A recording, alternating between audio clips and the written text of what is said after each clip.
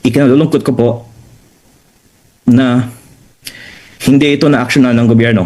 Noong September, sinabi ni Sec Vince, isa sa publiko niya ito.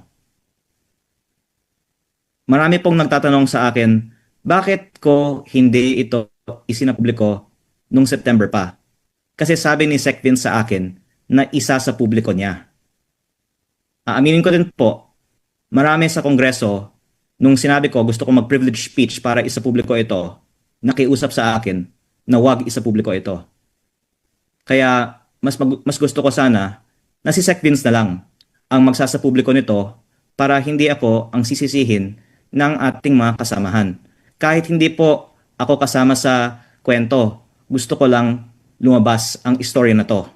At hindi po ito naitanong pa ng ibang mga media, pero naisapubliko na nga ito ng PCIJ noong Nobyembre.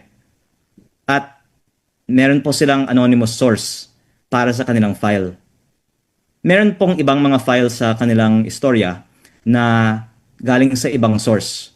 Pero ang ibang mga files ng PCIJ sa kanilang story noong November ay ako. Kaya kahit hindi po ako kasama sa story, okay lang sa akin. Gusto ko lang maisapubliko ang data ng budget per district. Noong November din, pinakita ko sa ICI at sa Ombudsman ang buong file na nakuha ko mula sa opisina ni Yusek Cabral at sinabi nila sa akin then, only then did they see it.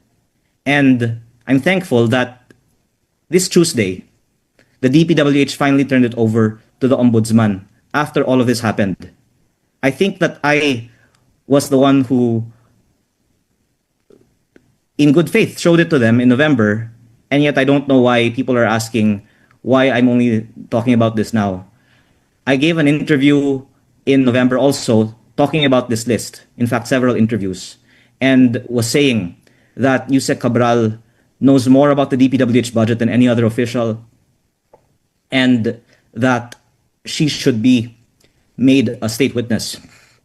At ikinalulungkot ko po na hindi ito na-actionan ng gobyerno.